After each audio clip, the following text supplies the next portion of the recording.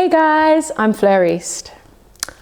Well, I think it's really important to have a vocal coach because when you get busier and busier, which is obviously the dream, you want to be singing every day and doing what you love every day, it is very taxing. And in your head, you believe that you can just sing all day long, get up and go without warming up, without doing any sort of technique. And you learn pretty quickly that you won't survive for very long. I remember when I first started working with Joshua, my vocal coach, we were having regular sessions and then I got really busy and I didn't see him for a while. And then I had my first ever BBC Radio 1 Live Lounge performance. And the morning of my performance, my voice was gone, it was tired. And just because I hadn't warmed up regularly, and I've been doing a lot of shows, and I learned that morning that I can't get away with no practice. So yeah, it's so important just to keep your vocal cords healthy and just to make sure that you're always ready to perform. So that being said, in terms of like regime and working with them regularly, what's your take on that? I think it's so important to work with your vocal coach regularly, just because you can go away from a lesson and you can practice on your own and you'll forget a few things. You know, and it's always nice to have someone that can track your progress as well, because sometimes you can get stuck in a rut. Like I've been doing practice at home on my own, and I think, I don't even know if that's even better than what I did before, or I don't know if I'm improving. And then as soon as I go back and see my vocal coach, he'll just tell me, wow, it's so much better. You know, listen back to the first recording, you've improved so much, or maybe you just need to work on this now. So it's good to just have someone so that you're held accountable as well, someone to motivate you, because life gets in the way. And so, yeah, that's important. So you talked about Josh. Keep coming back for more. What made you choose him as your vocal coach? Well, it was interesting. I chose Josh. Well, I feel like he chose me. I feel like we were destined to meet. I was in a recording session and I was recording Girl on Fire, Alicia Keys, and any singer knows that that is not an easy song to sing. So I was working with a vocal producer called Megan Cotone. Oh, yeah. And while I was in the booth, she said, gosh, Fleur, I mean, you've got so much potential singing this song, but I just know someone that can take you to the next level. His name's Joshua, you need to see him. So she was telling me about him, and you know, seeing is believing in a lot of cases. So she just went on his YouTube channel and showed me a video of him singing. And literally in the first 5 seconds, I was sold. I just thought, how is that man hitting higher notes than I can even reach in my dreams? I need to go and see this guy. So that's how it all started. And yeah, he's changed my life. Honestly, my voice has improved so much. My vocal range has extended. I'm doing things that I never thought I could do before. So yeah, I'm very grateful to him. I tell you, when I saw you at the Roof Gardens, it's a slight digress here. When I saw you at the Roof Gardens, I was absolutely blown away. I think I must have gone on about it for at least a week. With everything you were doing, and not to go off pitch once.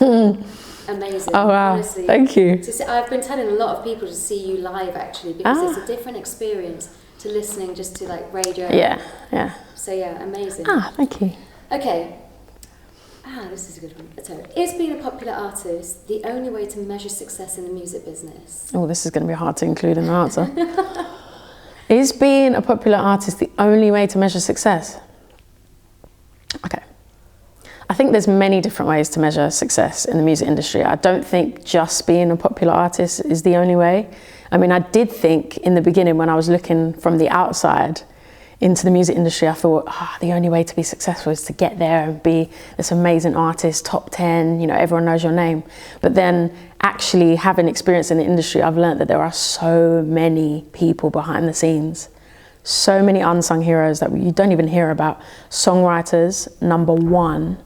I mean, a lot of my songs wouldn't even be in existence without songwriters that worked on them before I even got to the sessions, or that knew me, knew my project, were really excited, enthusiastic, and obviously they have years of experience writing hit songs. If I didn't have them on my project, then it wouldn't be what it is. Managers, A&Rs, choreographers, creative directors, I mean, people like Joshua, vocal coaches, you know, vocal producers. There's so many people that that just make everything what it is, and make songs what they are, and make artists what they are. You know, I think a lot of people see someone on TV and just think it's all them, but little do they know there's so many people behind the scenes, and so many awards as well, and accolades that they have achieved on their own. So yes, there's many ways to measure success, I think. Or that success happened overnight when it really isn't. Never overnight. Tell us a little bit about your journey, actually, Fleur, because you've been around for a little while. Been around the block.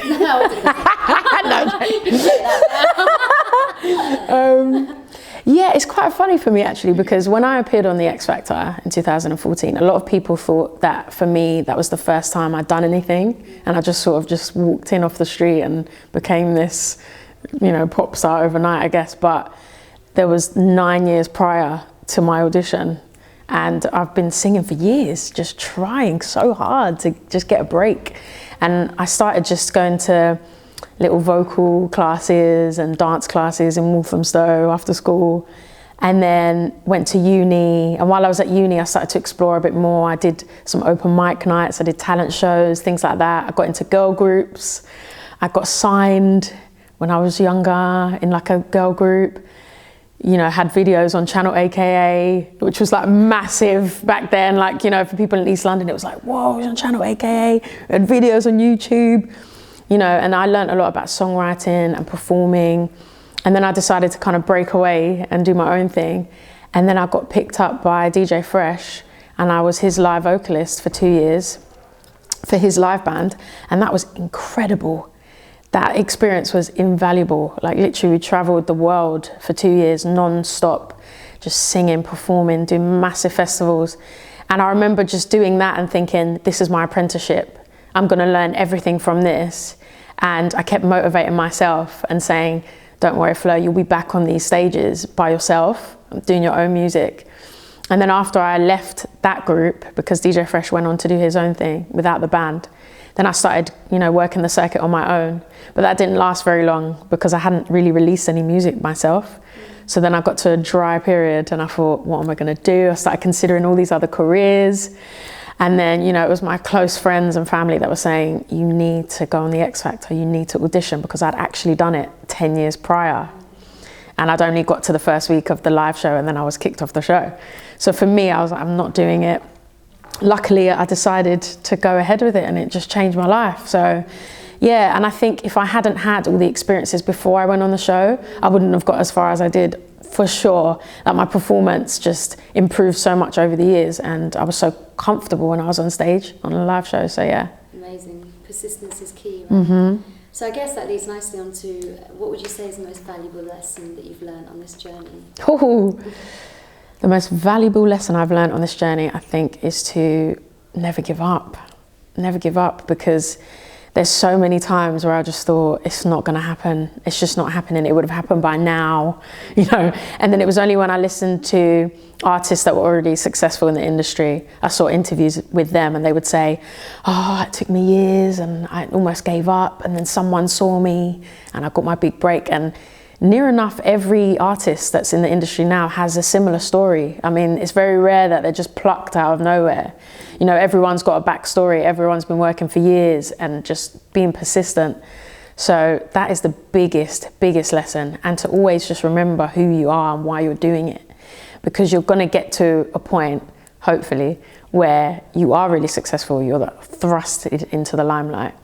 And you need to really remember who you are, where you came from. Have your close, tight-knit circle around you, have your family around you.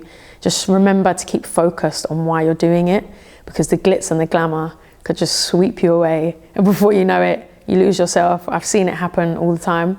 So I'm grateful that, for me, I think it happened at a stage in my life which was perfect.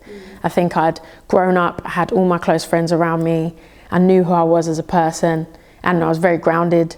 So I think success came at the right time for me.